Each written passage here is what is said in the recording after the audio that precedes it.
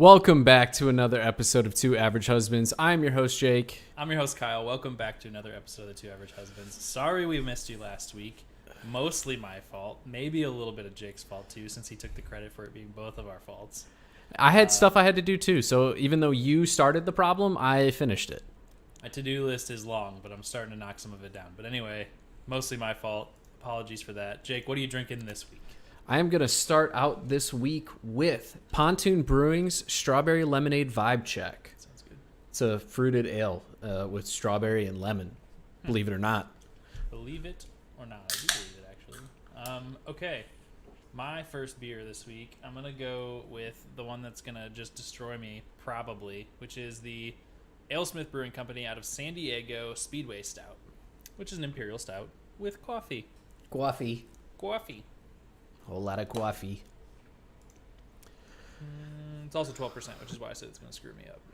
12%'s nothing. 12% is pretty significant for like a tall boy can. Yeah. I'm sitting at 5% on the first one, so very manageable. But it is my week to go first, as Kyle so nicely pointed out pre-podcast. You're welcome. Thank you. Kyle, I want to start this off with just a nice, easy topic, nothing too crazy. Okay. I want us to create something. Okay. And I want that creation to be, what is your ideal alcoholic beverage choice from each category of alcohol? Oh, okay. Yeah, that's easy enough. So I'm going to go in order. I've got a list here of different types of liquors that I'm pretty sure we both drink. Yeah. And I want you to give me your... This is dark, dude. That's a stout. Like a real dark stout. I want you to give me your go-to of each of those categories. So the first category, going to start off nice and easy for us, light beer. Okay. My go-to traditionally has been Michelob Ultra, as most people that listen to this podcast know. That being said, Bud Light Next is delicious. That also being said, though, it's expensive as shit. So, the sad thing, though, is that now where I live, the Costco doesn't carry Michelob Ultra, which is where I would always go and get cases of Ultra because they were always cheaper. They only carry stuff like, I think it was Bud Light. They had Coors Light and 804. 805. 80, yeah. Close I think enough. it was 4, but I'm going to... It's fine. It's 805. I still have some. But yeah, anyway, Bud Light Next is great. Yes, Uncle Kyle, that's true. But I think we both clicked on it at the same time. I'm so glad I have the power with you now too. Like I can do the things that you can do. Yep. I don't have to complain at you. I can just do it myself. But yeah, Costco doesn't have it anymore, which is super sad. So probably gonna have to try to figure out what's gonna work for me out here still. You can probably just get cases relatively cost efficient at Total Wine. The problem though is that it was always Total Wine's kind of far away, to be honest. Yeah, but it's not. I mean, I gotta find other things. I'm still working on it. Either way, I'll just go with Ultra. I'll make it easy enough. Go ahead. Right now, and I think probably for the rest of my life, will be Bud Light Next. Please make it in a 24-pack Bud Light. You're welcome. I did this. Please, you did. Happy about it. You did. It's not as expensive for me as it is for Kyle. In fact, I just bought like 4 cases because Meijer had it on sale for $10. Dude, it's $16. I'm pretty sure here. Yeah, that's what we were paying when I was out there. But yeah, I paid $10 a case for it, so I stocked up a little bit. I would too. It's a great deal. If it's not that though, I'm drinking probably Coors Light. Coors Light was my go-to back in the day. I'm not a Bud Light fan. Yeah. Bud Light. I had a Miller Lite yesterday, and I was like, I don't miss this. Like that used to be my go-to for a while, but I just don't. I had no desire to continue drinking it after the first couple. And PBR is always kind of like an honorable mention. Yeah, depending on if you want to consider it light or not, I guess. But I don't consider that a light beer. That was the next category. Is your domestic heavy beer. If you're gonna consider that a heavy beer, then I would say PBR. Mine's actually Budweiser. Directly behind that is Coors Banquet. Coors Banquet is ass. I used to like it. I used to like it. I don't know what happened, but I tried it when we did the domestic beer ranking with Dane that one time, and I was just like, this is gross. I don't know what happened. That was like a shocking experience to go through when you try all of them side by side and realize you like really like some beers that you thought you hated and vice versa. You know? Yeah. But yeah, for me it's Budweiser, Bud Heavy. I love it. I don't know why. No. If it's not Banquet. that, Did Bush Heavy.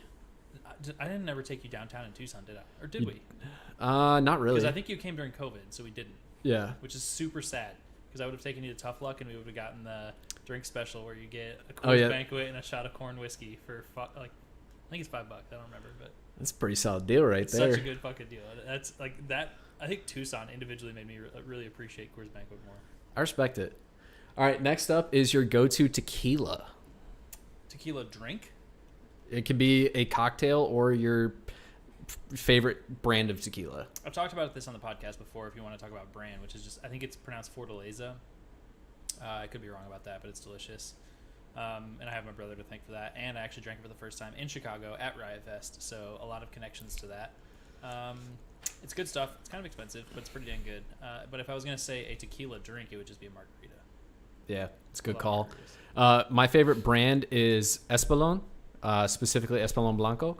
And my favorite tequila drink is a Paloma. I really like silver tequilas. I almost exclusively drink it. I'll drink Reposado. I really won't drink gold tequila. It's pretty fucking bad. Yeah, at least the ones I've had. If you have recommendations, let us know. I'll drink anything.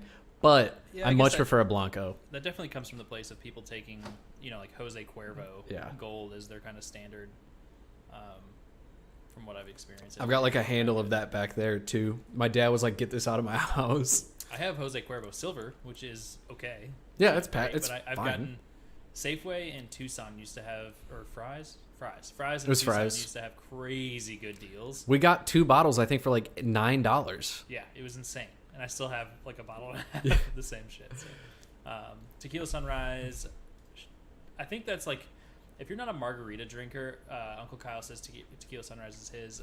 I think that is probably the other most common one that you'd hear. And I just never really liked them. Yeah. Paloma's a pretty... Tequila's coming up, though. Like, on TikTok especially, I'm getting a lot more, like, tequila accounts. Yeah. That are, like, very, like, particular about, these have additives, these suck, these are great. Is it, there's some actor that has a tequila. I don't know what it is. George Clooney. That's not what I was thinking of, but somebody has one. I gotta try it. I haven't gotten that experimental with tequila in a long time. I just don't really fuck with tequila anymore. It's mostly just whiskey. Anyway, we could probably kill that. That's all I got. I'm gonna go grab the bottle because I'm pretty sure it's Casamigos tequila that you're talking about. I have a bottle of it. I'm actually not gonna go grab it. Clooney's? Yeah, it's either that. There's 818, which is Kendall Jenner's. No, definitely not that. Famous people. Codillo tequila is supposedly pretty good. Liquors. That's George Strait, the country artist. Celebrity liquors. There we go. Here we go. Blah blah blah blah blah. Don't care. That's a bourbon. Andy Dick makes a bourbon. Oh, I thought that said Andy Dick. It's Roddick. Peyton Manning. Peyton Manning has a whiskey. Things I didn't know. Speaking of whiskey, next up, I'm gonna do the different categories of whiskey because we're gonna get a little specific. What's your go-to bourbon? To be honest, I don't really drink that much like bourbon per se. I'm mostly just whiskey. R.I.P. So I don't really have an answer for that. Most of what I do is whiskey, and like I have rye whiskey. I'm trying to think if that one that you and I were drinking was. That was a Scotch. I think it was a Scotch blend though, like a whiskey blend. Because I fucking hate Scotch and I love that shit. I won't do a whiskey lesson for you today, but blended Scotch whiskey is still Scotch. Blended just means you do like Scotch. You don't like smoky Scotch. I need to go, and I actually like smoky taste though. That's why I like Templeton Rye, which would be my whiskey pick number 1, or the one that I sent you, which I can't remember where it was. I have to look at my phone because I sent you a picture of it. Yeah. In the meantime, you go first on this one, and I'll come back to me. My go-to bourbon is Buffalo Trace when I can get it. It's used to be very commonly available here in Illinois. Randomly is not anymore. Next up, we'll go straight to Irish whiskey. Redbreast 12 is the best Irish whiskey in the world, bar none. I know you're probably just going to say Jameson. Yeah, I like Jameson. Big Jameson guy. Jameson's, yeah, I like Jameson. Speaking of celebrity alcohol, Proper 12, Conor McGregor's whiskey, kind of ass, not going to lie. Never tried it. I don't really care for Conor McGregor that much, to be completely honest. So I got it just because it was like the whiskey was hyped up and it was on sale at Jewel, so I tried it. But man, maybe it was Casamigos because that came up. I don't know. There's a shitload of them on here. There's like 80 fucking celebrity liquors in here, so and most of them suck. Anyway, it's Duncan Taylor Scotch Whiskey Limited. Apparently, it's like it's the 12-year, by the way, but it's apparently one of the most like popular at Total Wine, and it was given to me as a gift, and it was delicious. I had Jake taking shots with me, and then I've had a lot of whiskey old fashions with that now because I am on an old fashioned kick, which would be my whiskey drink if I was gonna say other than a straight shot right now. Yeah, I don't really have a bourbon to pick from. R.I.P. Sad. My favorite Scotch of all time. Is Cedar Ridge a bourbon or a whiskey? All whiskey, all bourbon is whiskey. Not all whiskeys are bourbon. So yeah. Whiskey lesson of the evening. I could do a whole episode just teaching Kyle about whiskey. Yeah. Oh, Maker's Mark is considered bourbon? Yeah. I fucking love Maker's Mark. Oh, there we go. That's your go-to. I don't like traditional Makers as much. I like the cask strength that they do. I have that too. Yeah, I have 2 bottles of it back there. One courtesy of Ryan Knoll. Thanks, Ryan. And the other one is just like, it's one of my go-to purchases when I get it. If you like cherry notes in your whiskey, it's really good with old fashions because of that cherry note. Just saying. Next up is vodka. What's your go-to vodka? Kirkland. Nice. Honestly. It's pretty cheap, and I think it's... Vodka, to me, unless you're drinking like dog shit vodka, I think they all taste pretty similar. Once you get out of the trash category, it's a very like steady blend of just normal vodka-y to me. But I think they did a pretty good job from Kirkland for vodka, and that's kind of our go-to now. I'm a Tito's guy still. I like Tito's. It was the first vodka that I really enjoyed and didn't get hungover from. So, Tito's. But my go-to vodka drink recently has been a transfusion. I don't know what that is. It's delicious. That's what it is. It is every place makes it a little bit differently, but the golf course that I get it at most frequently anyway, it is vodka is the liquor, and then you do grape juice, lime juice, and then our place tops it with a little bit of ginger ale too, but I don't think that's like traditionally part of it, but it could be. I don't know. But it's really fucking weird. It does sound weird. It's very, very good. Huh. Okay. I'm just saying. Give it a try. But traditionally with a lime. Yeah, traditionally vodka soda. I don't like tonic water. I love tonic. I also like a good vodka ginger ale. Yeah. Go back and forth between those two. If I do ginger ale, if I'm drinking, I normally put whiskey with it. Yeah. Like a Jack whiskey and ginger. Ginger's good too, yeah. Yeah. All right, gin. I had to look this up because I needed to make sure I wasn't crazy, and I knew this was coming soon. I don't have a particular brand because I don't drink gin. That being said, I very recently was talking to friends in the last 6 months or so, I don't know, give or take, and I said I'd really like to give gin another shot because when I was younger, I had New Amsterdam gin, almost like a whole bottle of it because I was dumb and in college and had some friends that wanted to try out some gin, and we just I think we were drinking gin and Mountain Dew, which I don't even like Mountain Dew or soda for that matter. Pop for those that are Midwesterners in the group. It's soda. It really is pop, but I say soda because I don't like to take shit about it, and I also don't drink it, so I don't really care. But anyway, I was drinking like gin Mountain Dew, which is probably fucking disgusting. I think we were just trying to mask the taste of something that we didn't like. Yeah. And I puked my fucking guts out that night and never really went back. And so as an adult now, I was like, I really want to give gin another shot. So I had a friend give me Hendrix. I still haven't opened the bottle. I need to, and I need to give it a shot. Thank you, Uncle Kyle. It is pop. You are correct. But gin drink, my buddy gave me an Aviation. And it's not Aviation gin. It's just the drink is called an Aviation.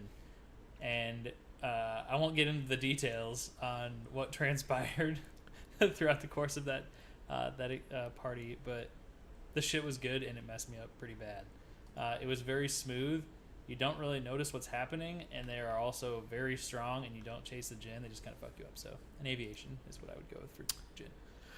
The only gin that I have drank in recent time and didn't hate myself afterwards, it's called Empress. Okay. It's really good. My go-to gin cocktail, if I'm going to drink one, there's two really. It's a really close tie. And they're vastly different drinks too. One is, it's called a Bee's Knees. So it's gin, lemon, and honey. Yeah, that sounds right. Very, very tasty. And then the other one is a Negroni, which is bitter and not what a Bee's Knees is at all. But it's still very good. So either one of those is good. A Bee's Knees sounds like it'd be good with whiskey too. I don't see why it wouldn't. Anything with honey is pretty much good for me. So I like honey when it comes to drinks. Yeah, I don't really mix honey with anything else. I don't really eat a whole lot of honey, I guess. But except for mead. That's how I consume my honey. True. Via good old mead. Mead. The meeting room. The meeting room. And last but not least, but maybe least, depending on your drinking style, is rum. It's funny because if I think about rum and I think about, first of all, it'd take me some effort probably to think about when the last time I had rum was, to be honest with you, which goes into the second part of this conversation. I feel like in college, rum was the thing. Like spiced rum, Captain and Coke, Captain and Diet, Captain. I feel like everybody was fucking around with rum. And Bacardi came out with like their huge flavor selection while I was in college. Maybe some of it already existed, and I just feel like that happened when I was in college. Maybe they got popular, yeah. But they had Limon and all of these other things coming out. That was one of Dane's. Malibu was super popular. One of Dane's go-to liquors forever was Bacardi Limon. And that's what I'm saying. It was like when we were in our very like early 20s, late teens, is when rum was just the thing. Yeah. And now I feel like nobody fucking gives a shit about rum. Yeah, it's like a very niche community. I don't know. I think it's so weird that happened and never thought about it. And out of nowhere, rum's just not a thing anymore. And I keep a bottle of rum in my house with my liquor cabinet just in case anybody ever wants it. Nobody ever wants it. It just sits in there. I've had rum for a long time, which is why like when Dane comes to visit, I just give Dane all the booze that I don't want. So I give Dane things like rum and scotch. But anyway, I don't have a particular spiced rum over white rum for sure. I think white rum's gross. A rum drink, I don't know. I don't know. Captain and Coke. Because I don't like Coke. So I don't even know what I would do if I was gonna have a rum drink now. I think pina coladas are made with rum, and I fucking love pina coladas. So I was gonna say pina colada or rum runner. Yeah. For me, actually, it's super specific what my favorite rum is, and it's Kaloa Rum Companies. They're a rum company out of Hawaii, and they have a coffee rum, and it is I have a little bit of it left, and it's hard to find in the main 48. Yeah. But it's if you like coffee, it's literally like drinking like sweetened coffee with alcohol in it. It's so good. Love coffee. It's so good. And I've taken that and I've mixed it with decaf coffee as an alcoholic drink. And it's so good because it's sweet enough. It's got like enough sweetness to it that it like cuts the alcohol a little bit, and it just kind of sweetens the coffee a hair without getting like overly sweet. Yeah. It's so good. I love me an Irish coffee. Don't we all? A lot. Don't we all? I don't have them often. If you're ever in Tucson for any stupid reason, I don't know why you'd ever want to go to Tucson, Arizona. But if you're ever there, unless I'm there, then you come visit me. Winter Haven is really dope. They don't have like a lot of, obviously they don't have a winter.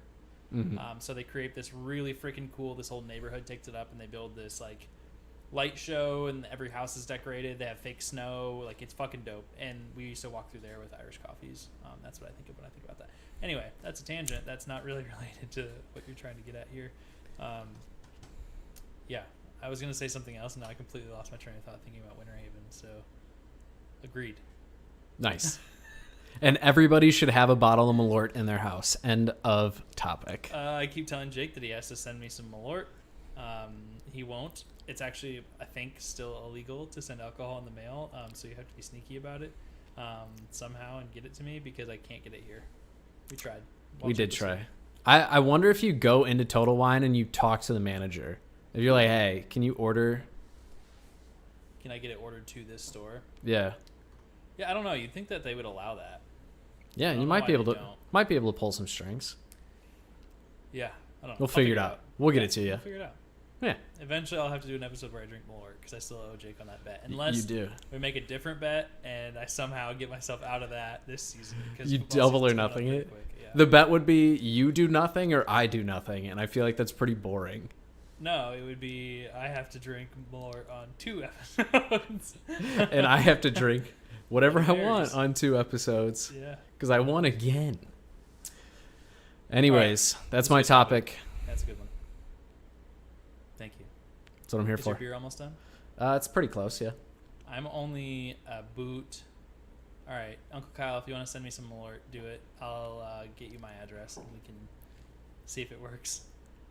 Sometimes like they'll just confiscate it. That's the worst part. I tried to. I didn't know that was an issue, and my brother asked me to pick up some Fortaleza, the tequila I was talking about, and send it to him.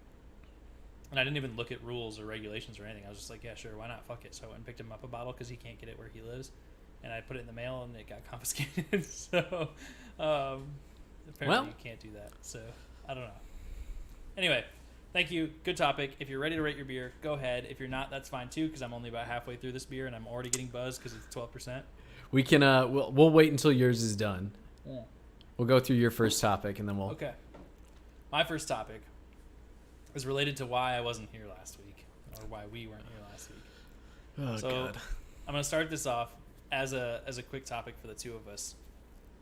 And that's not a bad idea, Uncle Kyle. Uncle Kyle said he's going to rebottle it. I mean, that sounds super illegal and shady, but yeah, do what you got to do, I guess, right? Anyway, I want to know what your worst experience is with a DIY project, and what your best experience is with a DIY project. And you can rephrase this and like, what was your favorite, what was your least favorite, however you want to look at that. Let's see. My worst DIY project. I don't really know if I have one that was ever like. It's probably going to be the upcoming one that I have where we rip up the people who owned our house previously. Instead of adding another concrete slab to extend the porch, they just did a bunch of brick and ground with nothing in between it. Concrete's expensive, man. It is. It's really expensive. But shitty brick is bad. And because they didn't seal it, there's weeds growing through all of it. It's all uneven. Like, it's so shit. So I'm going to have to pull all of that up. That's going to be the worst by far. I want to know what the worst is that you've already done, Jake. I don't want to hear about something that you're dreading. I can go first. I'll give you time to think. Okay. Because I have both of them that I want to talk about. Oh, no, I got it. Go ahead. Growing up, we had a play set in our backyard, like a swing set. And my brothers and I had to remove all of that, remove the railroad ties that were like surrounding it, and all the wood chip ourselves. And and this thing was sat in our backyard for 17, 18 years. So all the metal was rusted to shit. It was fucking all heavy, but also rotted. So nothing worked right. That was the worst by far. Okay. I wanted to call it a destruction for a second, but it's not a demolition. Why the fuck? I don't know. I can't think of words now. A tear down, whatever. There's a word for this that I'm trying to think of. I'm missing here, but removing a project was the worst one that you had, is what you're saying. Yes, removal. Okay, I'm going to tell you my favorite DIY first. I don't know what that means, Uncle Kyle. I'm assuming that's related to Jake. Do you know what that means? Yeah. Uncle Kyle said since you built the house. We had that playset put in when we... Or no, Uncle Kyle, we got it a little after we moved into that house. We got that probably about 2 or 3 years after. I could be off on that. I was 5 when we built the house, but... Anyway, all right. My favorite one, because of the way that it turned out, and I don't know if Carly's listening to this or not, but if she is, she's going to fucking shit all over me for saying this, because she's going to be like, you bitched about it so much, and you thought it was terrible, whatever. But I think the catio that I built at my house in Tucson was the best DIY I've ever done. You did a good job. And the reason that I hated it personally, and you're always your own biggest critic, right? Like, that's just a fact. Yeah. But I think, and this is part of the problem with DIY, right? If you've never done anything before and you're just going to do it and figure it out, or try it and figure it out, you learn a lot of lessons when you do it. Yeah.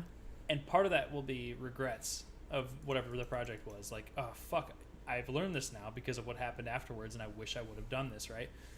So with the catio specifically, which for those that never saw it, or which is probably most people that listen, I guess, now that I think about it, I built, I screened in a portion of the patio at my previous house so that my cats could go outside and hang out in this little screened-in area called a catio. If you didn't know, cat patio.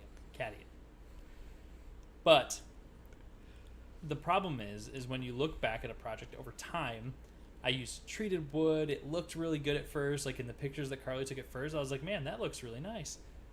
But then certain things started to happen because I didn't frame it out right, or I didn't secure it properly, or like these number of things happened. And so in the months and / years after I had built that project, it started to kind of turn shitty. I didn't frame the door properly, so the door was sagging. Like, there's a lot of little things that led up to that not having the longevity that I wanted it to, and it didn't end up lasting like I wanted it to. But overall, I think it turned out pretty good, and I did it for like $250 as opposed to we had someone come out and give us an estimate for that project. And really, we had an estimate essentially just to like full screen that in without like a doorway and everything like that, so it was going to just be closing off a portion of our patio. And they wanted $13,000. Jesus. $13,000 to screen in a part of my patio. And I did it for $250. So that one was biggest bang for the buck. Turned out one of the best. Yeah. So I was pretty happy about that one. And I can talk lessons learned and things you should and shouldn't do in that if anybody ever wants to. But yeah, that's probably my best. What's your worst? Or what's your best? Sorry. You went first. It's close between two. I'm gonna go with one that I actually didn't even get to really like enjoy that much after the fact. But when my buddy bought a house, he basically like worked. I played travel baseball with him, but he worked through all of school, and then he got a job as like doing construction, as a firefighter, as a bar back. Like, dude just worked basically 24/7 as soon as he stopped playing baseball. So basically 18, 19. At 20, right before like I met Jess, when I was still like trying to figure out what I was going to do with my life, he wanted me to move in to the house that he bought. He bought like a little townhouse for pretty cheap, but he wanted to turn the garage into a bar. And I was like, oh, I'm going to move in. Yeah, I'll help you turn this house into a bar. So we built a bar from scratch. We built like, we ran electrical. We did basically everything, just driving to Home Depot, buying a bunch of shit, going back to the house, putting it together, realizing we forgot a bunch of shit, going back to Home Depot, So many fucking Home Depot runs. Yep, so many goddamn Home Depot runs. But by the end of it, he had electrical, he had both a beer fridge and a regular fridge. He had an ice maker out there. He had basically like a full service bar with lighting through all of it. He had TV mounted on the wall, surround sound. Like it was literally like a nice little dive bar in my buddy's garage. And then like 3 weeks later, I was like, oh, hey, by the way, I'm not moving in. So, but I'm glad you put all the work in, huh? He got a nice bar out of it. And yeah, I'm sure he doesn't live in that townhouse anymore. So I hope the new owners of that house are appreciating all the work we put in. The unfortunate thing about that is bars in your house are actually kind of niche. And like most people do not want a bar in their house. Oh, I want one so bad. And there's like a weird window of your life where you want that. I'd say probably somewhere around 19, 20 years old until maybe like 26, 7 is like where it's acceptable to have like a random bar in your house. And anything older than that is like... But you're using it for like an organized purpose on a regular basis. But if you just have like a random ass bar in your house that nobody ever uses and it's just sitting there, there's no fucking reason for that. Like most people don't want that. They'd rather have that space for something else, I would say. I'm going to argue that in the sense that like most of the people that I know, like most of my friends, their parents, once they moved out, built bars. Like There's don't that. So call it 26 Sure. to 40. You probably don't want it, but then once you are like older, Retiring. yeah, like you're not even necessarily retiring, but like your kids are old enough that they can like maybe not necessarily enjoy it. If they're, if you're only 40, your kids probably aren't 21. They may be, who knows? No judgment.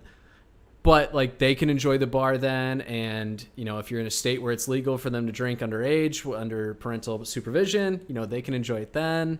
Or if you just want to give your kids booze underage. Yeah, and then you can or if you host like people over at your house pretty frequently, like then you'll get use out of the bar. I know a lot of adults who built bars, like my dad. We never had a bar growing up in our house until like I was about 20. Like that's when my dad first got one. The weirdest thing about it, though, right, is like when you look at this, and this is just a fact of life. I don't care how social of a person you are. When you're under college age, you have a lot of fucking friends, and you have a lot of people cycling in to your places, right? Especially in college, things like that. You have people coming in and out, and like bars get used from about the age of like 25, 26 until 40, 45. Nobody's at your fucking house. Like you might have somebody over for a short period of time, family, friends. You might have a dinner party or something, fucking game night, whatever it is, right? But like the social setting of your space changes a lot in those years. And you're not sitting at a fucking bar in your random ass house. And Uncle Kyle just said the lake house had a bar. The lake house did have a bar. Sounds like something that is way different, right? Like but it was like a bar place that would have a bar. But it had a bar. Like that makes sense. I'm saying like your random suburban house does not need a fucking bar. And we could go on a tangent about this for a really long time. But the fact of the matter is, I just don't know that it's going to get used, and most people don't want that. And I feel I get it. It's like my mom, right? My brother is in his mid to late 20s. He built a bar in my mom's garage at her house that he was renting from her. She decided she was done renting. She moved back in. My brother went and bought his own house. My mom tore that shit out. Like, she doesn't want a fucking bar in her garage. Yeah. She wants her garage to put fucking cars in. Yeah. You know what I mean? Like, anyway, like, we could go. This is a topic in and of itself, but I think like the social aspect of a bar in your own home changes over time, and I feel like most people are not going to actually use it. Yeah, I can see that. Retirement age. I agree with you. There's probably some other transition later in life. Unless you're Dane's parents, I'm pretty sure that bar gets used 4 nights a week. They're always hosting people, but good for them. Yeah, so that was. Let's hear about your least favorite here now, because I know exactly what you're going to say. Oh yes, but we got to wrap this topic up. Yeah, we got time. So I'm going to tell this story relatively quickly. Before you do that real quick, my first beer's done, so I'm just going to rate it real quick. I'll finish mine. It's got like a drink left in it. My first beer, very, very good. It passes the vibe check that it was putting out, 7.8.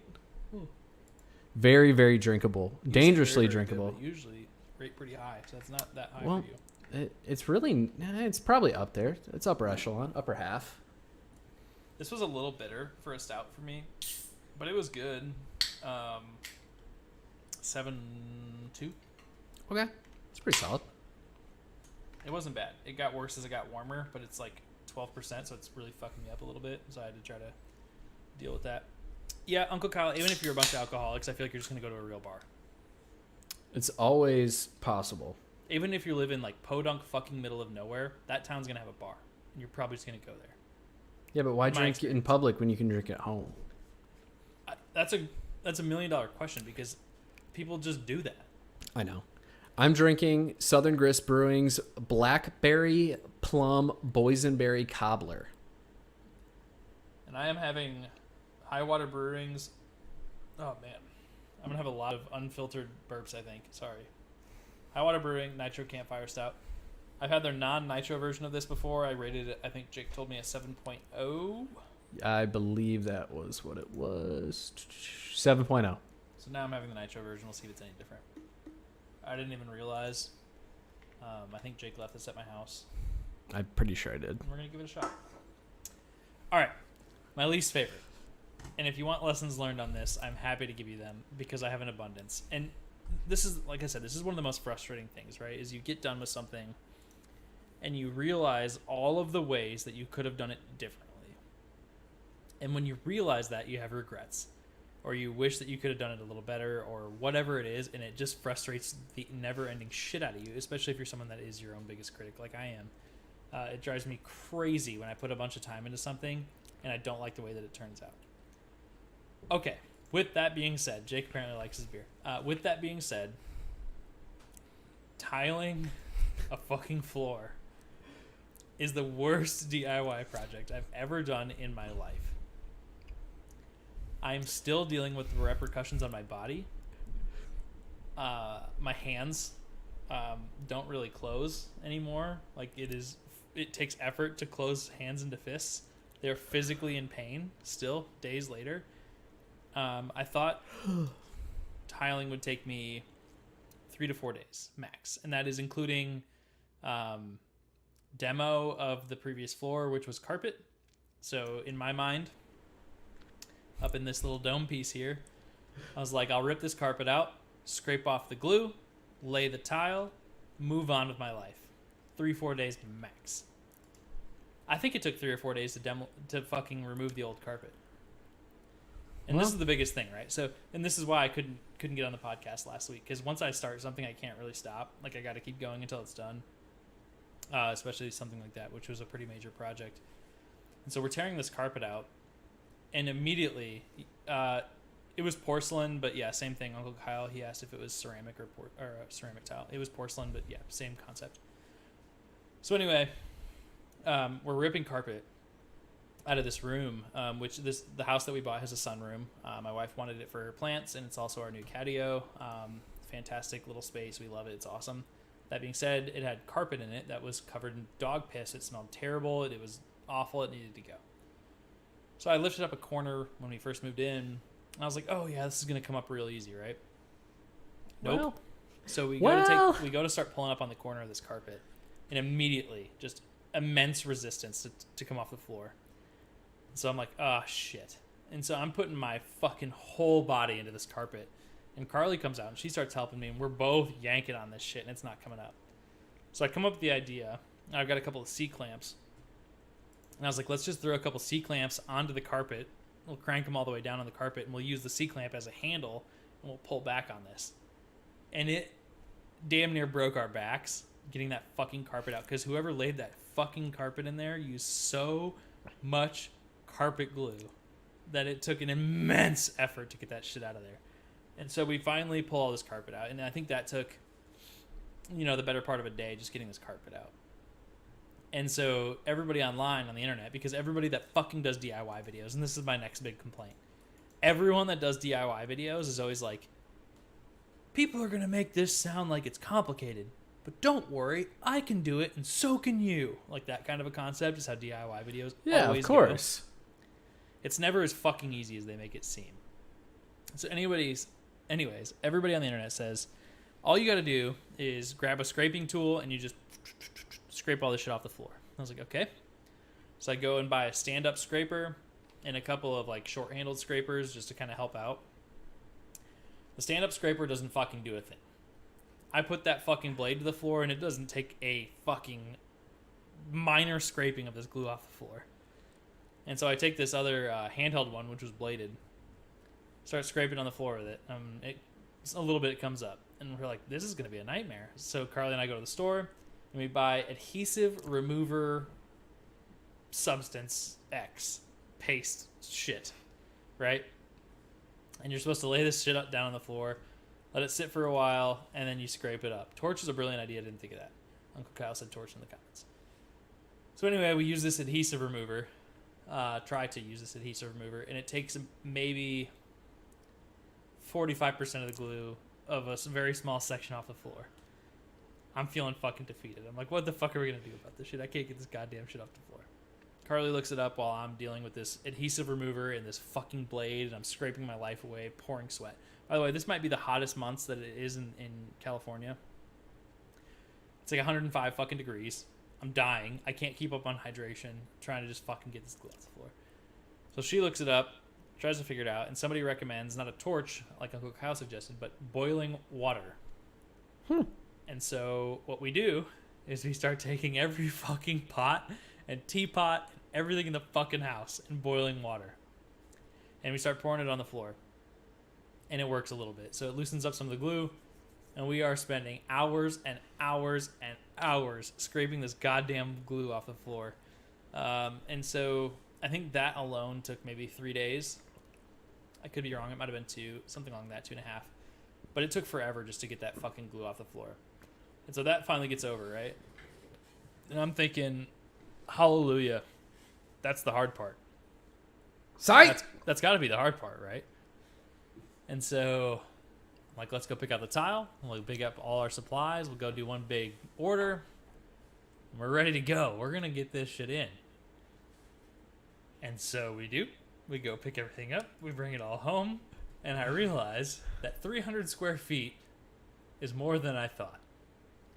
So I end up with 1,000 pounds of tile, 400 pounds of mortar in dry form without the water mixed, and 20 pounds of grout, and some caulk. Right, just an absurd amount of shit. Yeah, we end up buying for this, and then I have to buy tools to deal with all this shit. And anyway, I think this is going to be quick. And I go to mix my first batch of mortar to start laying some tile. It's in the afternoon after we picked everything up. I was like, I'll lay a few tiles tonight, get this started and get going. Dump the water. I follow the directions perfectly. I put my drill with my mixing paddle on it into the mortar. Locks up immediately. Like, it's too thick, right? And I was like, all right, slow the speed down and go. Immediately, my whole fucking drill burns out. I burnt the piss out of the fucking chuck on my drill. Like, the motor's fucking fried on this goddamn thing. Like, I couldn't mix this mortar to save my life. And so I take the fucking paddle by hand, and I'm churning butter, getting this goddamn grout or this mortar mixed up. I'm no shit, like, in my backyard with a 5-gallon bucket, fucking pumping this thing with everything that I've got, sweating my fucking life away. And I couldn't get to the bottom of that bucket to save my life. So I end up with like this half powder, half mortar fucking bullshit mix of just hell. And before I even lay the first tile, I am just pouring sweat. And out of that first bucket, I think I only laid like 4 tiles, 5 tiles maybe. Nice. And the rest of it was complete waste because I couldn't mix the mortar enough. So it just dried the fuck out, which is a product of temperature and also how shitty I mixed it. So lesson learned. But anyway, I'm going to try to sum this up because Jake has another topic to get to. And so I'll try to go quick. Actually, we both do. This is taking forever. Anyway, this is a nightmare. I finally figure it out. We get a system together. We figure out how to mix this up a little bit better. Small batch, blah, blah, blah, blah, blah. My drill is fucked. I start laying tile. Well, we'd got 12 by 24 inch tile, which was way bigger than I was prepared to deal with too on my first experience. So to sum this up into some quick lessons learned, don't go large format tile on your first project. Don't go 300 square feet, and don't do it in the fucking heat of the summer. So anyway, I think this project's going to take 3-4 days. It ends up taking me 8 to 10 days. And in those 8 to 10 days, I'm working 8 to 12 hour days.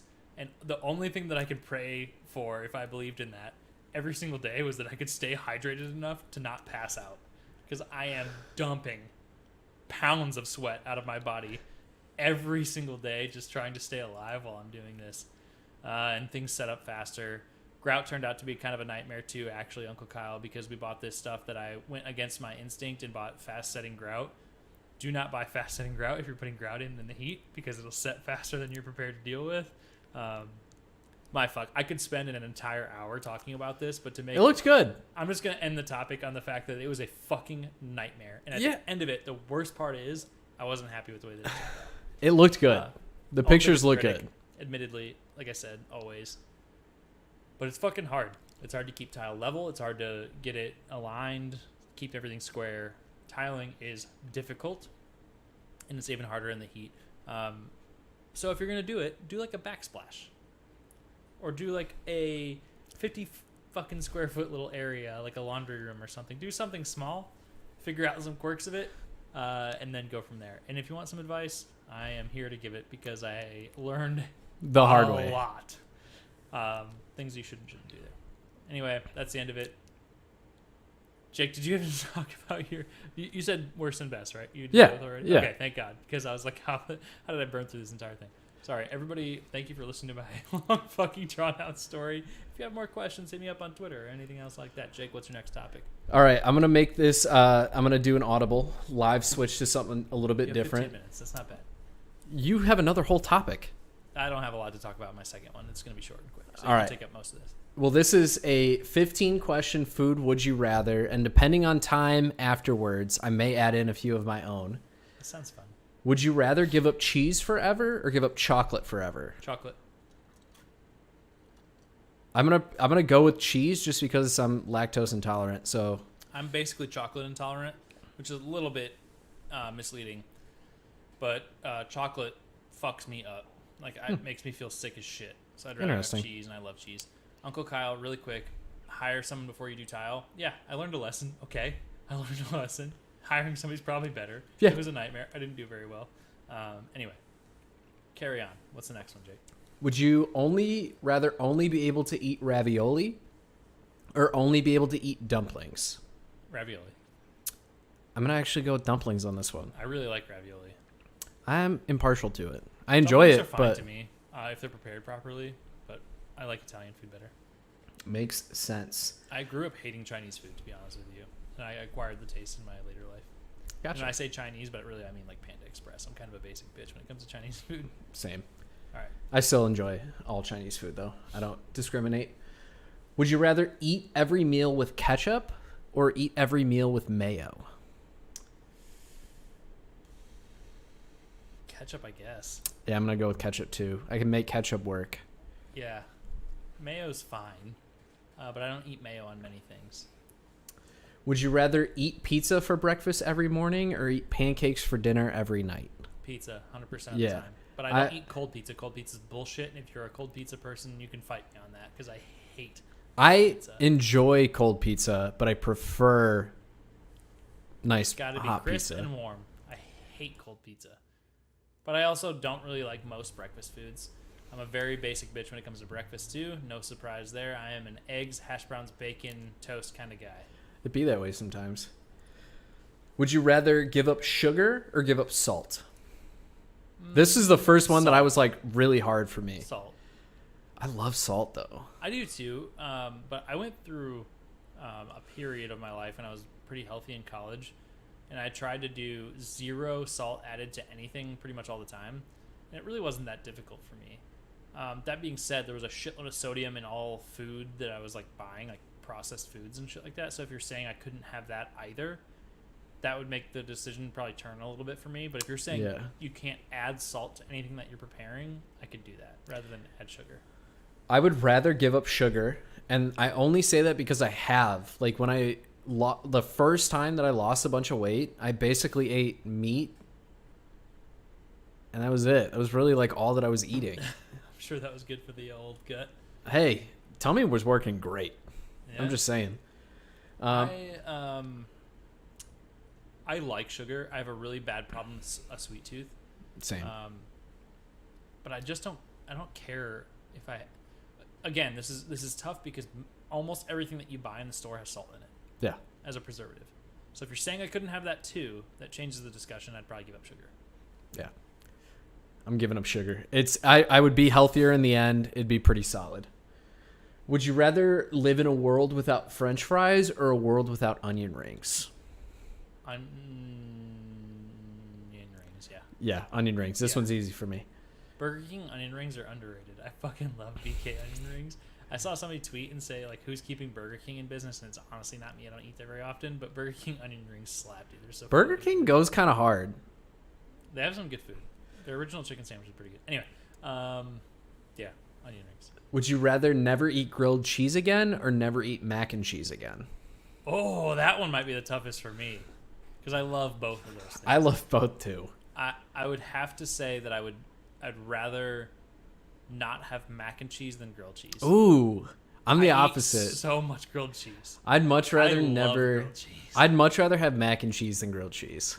I love grilled cheese. I grew up on that shit, dude. One of my favorite things in the world was going to my grandma's house. She'd make me a fucking grilled cheese and give me some potato chips. Put the potato chips in the grilled cheese. Have that crunch. Yeah, dude. I fucking love grilled cheese. Would you rather give up bread or give up pasta? That one's tough too. I'd rather give up pasta, personally. I think I'd rather. Which is funny because I just picked pasta over bread, basically. I think I'd rather give up bread. Yeah. I'd rather give up pasta. That one's really fucking tough because I guess I don't eat pasta that often. I probably eat bread more often. Yeah. So, yeah, maybe I would go. No bun on your burgers, no bun on your hot dogs, your brats, you're right. Italian You're sausage. Right. I'd rather, No I'd rather get rid of You pasta. can't have any breaded chicken. That's breadcrumbs. I don't really care that much about that. Fucking chicken to no tangent. That's a tangent. Don't need to go that on there. Tangent. Would you rather give up baked goods forever or ice cream forever? I'd rather give up ice cream. Okay, this one's tough because I actually like to bake. I like to make baked things. Like I make cookies and I make a pretty fucking fire pumpkin bread from my grandma's recipe. But I love ice cream. So I think I'd rather give up baked goods. Does it change if I change ice cream to any like cold dessert? So no slushies, no Yeah. Well, that's kind of what I was thinking. EGs. I'm on this fucking kick right now where I love these coconut popsicles. You can get them at Target. I just recently discovered the gelato version coconut popsicle. Chef's fucking kiss. So because of that, I'd still say baked goods, yeah. All right. Would you rather eat Lunchables every day for a year or rather eat ramen noodles every day for a year? Dude, I would love to have Carly on the pod for that question because she could go on a fucking tear about how much she loves Lunchables. Nah, I'm picking I don't give a ramen. shit. I'd pick ramen too. Give me the ramen. I don't Easy. need Lunchables ever again in my life. Yeah, ramen for sure. Would you rather eat a salad pizza? So this is a pizza with no cheese, only vegetables. No cheese. No cheese, only vegetables every time you order a pizza, or would you rather eat Hawaiian pizza every time you order a pizza? Hawaiian, 100%. Yeah, same, easy. I don't like pineapple on pizza. I could deal with it. Pineapple, bacon, jalapeno. Even better, pineapple, bacon, pepperoni, jalapeno. Oh, shit. I can feel my heartburn already. Would you rather eat onions with every meal or pickles with every meal? This is an interesting question for me because I grew up hating onion, and I like pickles, and I like pickleback shots now as an adult. But I think now I'd go onion. I'd rather have onion with every I'd meal. rather have onion. I can deal with onion. I can't deal with pickle. Here's my stipulation. I am at a point in my life now where I think every onion should be a cooked onion in everything. You should Agreed. saute your onion before it goes on anything. I don't care if it's a burger or a pasta or a whatever the fuck. You shouldn't have bites of raw onion in anything. Agreed. Would you rather give up Nutella or give up peanut butter? Nutella. I'd rather give up peanut butter, honestly. I don't like chocolate and I love peanut butter. I love Nutella. Would you rather live without tater tots or without mashed potatoes? Tater shots. Same. I love mashed potatoes. It's hard. It's really hard, but I've had bad tater tots. I don't think I've ever had bad mashed potatoes. Like even box mashed potatoes are better than the worst tater tots I've ever had. Dude, I grew up poor. I had box mashed potatoes fucking all the time. I grew up not poor. I still ate mashed potatoes, box mashed potatoes. That being all the said, time. I also had a lot of tater tots, and I do like tater tots, but mashed potatoes are better. Tachos are really good though, but mashed potatoes are better. All right, this might be the hardest one. Okay. Would you rather give up alcohol or give up candy? Candy. Yeah, same. Bunch of alcoholics on this podcast. I like to have a drink. Candy's good, man. Like I said, I have a problem with a sweet tooth for sure. Do you consider popsicles candy? You better say no. Yeah, I was gonna say Perfect. I don't. Yeah. I give it candy. That being said, I did eat the rest of those Hershey's cookies and cream after you left, like pretty fucking quick. Hey man, they're delicious. But yeah, no, give up candy for sure. All right, and then I'm gonna bogart a couple more questions of this podcast. Thin crust or deep dish pizza? It's tough because I actually like original, like normal crust. We can count that as thin. Then I'd go thin, I guess. But when I think thin, I think like paper thin. You know, like the very Like pub style? Sure, yeah. Smash burgers or pub style burgers? What's yours? Oh, thin crust. I think deep dish pizza is disgusting. I think I've had some decent, but I'm caveating this. Detroit style pizza is not deep dish pizza, but smash burgers or pub style burgers. I don't know what the difference between those two things are. Smash burger, really thin patty. pub style burgers, like that thick. Oh, smash. Yeah, same. Baked / smoked / not fried chicken wings or fried chicken wings? Are we considering boneless in the mix? I mean, no, but I don't eat bone-in meat.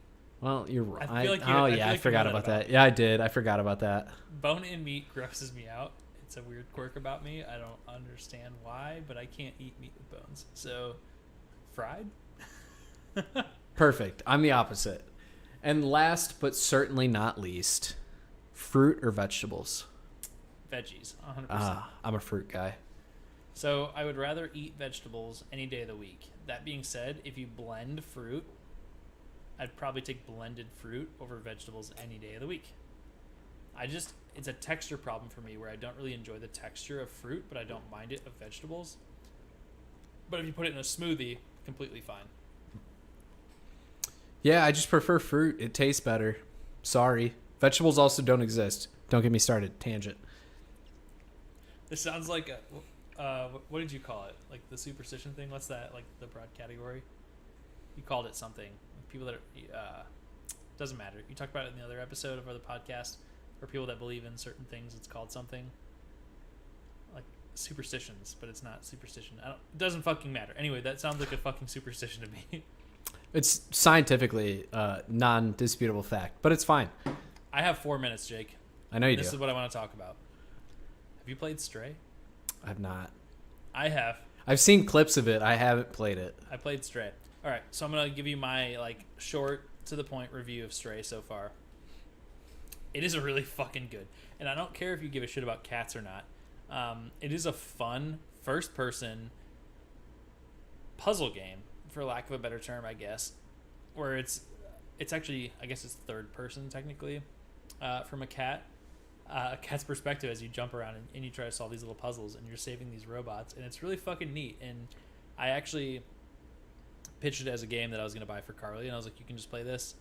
But then I started playing it myself, and she was just watching, and I got really into it, and now I'm probably a little over halfway through. I guess I don't really know exactly how far I am into the game. I've just been playing little 10-20 minutes here or there, but it's really fucking good.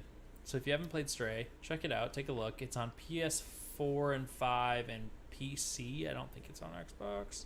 So sorry if you're an Xbox person, but check out Stray. I think it's pretty good. Is it co-op? No, single player. But it is pretty fun. I think they did a very good job of making it a creative puzzle solving game that is open world. It's a sandbox-ish style game, but you just go around and solve puzzles as a cat. It's pretty fucking fun. So I recommend it. And honestly, the kind of neat thing about it is every game that's come out in the last 20 years, that's an extent, probably every game in the last 10 to 15 years is $60. Hands down. Every one of them. Unless it's like not Steam. a random third-party studio, but any AAA game that came out in the last 10, 15 years, $60. And this probably isn't a AAA title now that I think about it, but it's been talked about for quite a few years, and it finally came out, and it's only $30. So I think it's an enjoyable experience at that cost. And that's all I have to say about that. That's my whole topic was Stray. I recommend it. Give it a shot. It's fun. I am going to piggyback off of your topic real quick. Kyle, we should live stream us playing It Takes Two. I don't know what that is. It's a game. It's hard to describe without giving away the ending, which I unfortunately know. But it's basically you're like two little people, and you're going through. It's kind of the same concept. Like you're going through a bunch of like puzzles and mazes, but it's like you have to do it together. You have to have teamwork for the puzzles to be completed. Oh, okay. And I think it'd be really fun for us to have a few drinks and then live stream this game where we're just getting frustrated at each other for fucking up. Have you ever played Pico Park? I've not. We can do that too. I'm down. I'm in. Let's do it. Sold. That's all I've got. We've got 30 seconds remaining. This is the perfect amount of time. We did a great job on this episode with my fucking final 40-second topic. And I can tell you that you can follow us on our personal Twitters at Perry_FF is Jake as you can see on the left side of your screen if you're watching on YouTube, or you can hear his voice as you're listening onto many of our other forms of media, to include Google Podcasts, Apple Podcasts, and Spotify. Let's go. You got them all this week. Thank you very much. And you can also watch us on YouTube every week. If you aren't already, you should be. You can find us on Twitter and Instagram at #2AVG Husbands for the podcast channel. And then you can find us on Facebook, spelled out 2 Average Husbands. A little slightly underused, I would say. They were more active on Twitter and Instagram. And then we are working on getting better at being in the Discord server. I was this entire episode for anybody that wanted to throw comments in there, as well as on the YouTube channel. So feel free to continue to add stuff in there. Jake, what else do you have to close this out? I'm going to give you my beer rating real quick, which Same, is an 8.6. If Carly could ever get her hands on this, I would highly recommend it. It is, you get the baking spice notes to it. It's with the sweetness of the fruit, and it's a sour, so you have to like sours, but it's delicious. Kyle covered pretty much everything that he needed to besides his beer rating, which is 6.3. Ooh, disappointing. It's worse than the regular. For Did sure. you It did you almost pour tastes it right watered though? down. Did you pour it right? Yeah, it didn't have specific pouring directions. Well, it's fine. It's Anyways. it's okay. Thank you to everybody who tuned in. As always, we always love the fan interaction in the chat. Make sure, like Kyle said, you hop in the Discord. If you ever want to just chat with us about anything, you have podcast topics you want to see us talk about, just shoot us a message on any of the social media platforms. If you have drink recommendations, beer recommendations, cocktails that you want to see us try, anything like that, just let us know. Always happy to respond and work with any suggestions that we do get. That is another episode of 2 Average Husbands. We will see you all next time. And as always, make sure you tell somebody that you love them. Peace.